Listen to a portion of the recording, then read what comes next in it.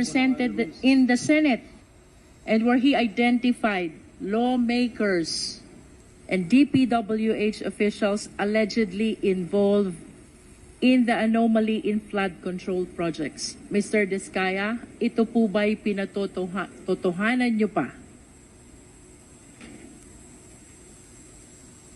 Yes po, Your Honor. Yung nakasulat po dito lahat.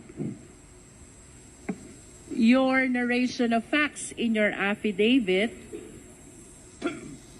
involves billions of pesos.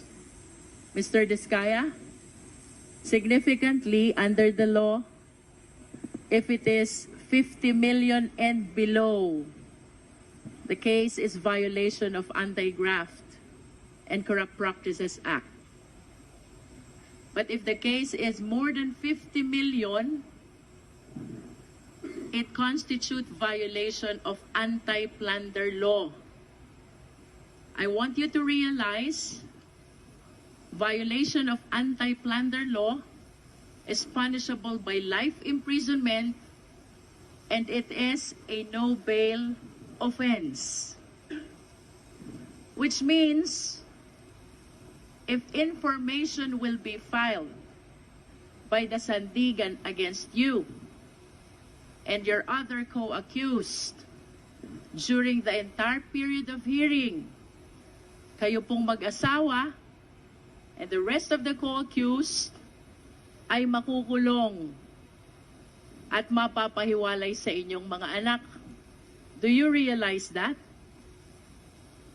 Your Honor, ano po, lahat po ng project po namin ay nakuha po namin sa public bidding. Mr. Chair, can we please direct the resource person to be responsive to the question?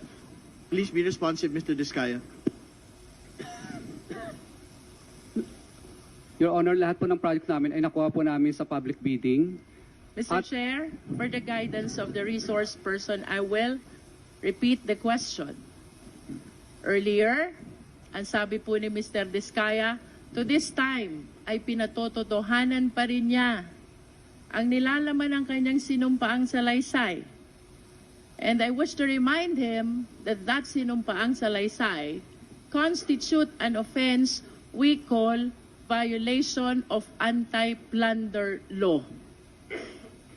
Plunder, to distinguish the same from Anti-Graft and Corrupt Practices Act, Mr. Diskaya, is punishable by capital punishment, is a capital offense, punishable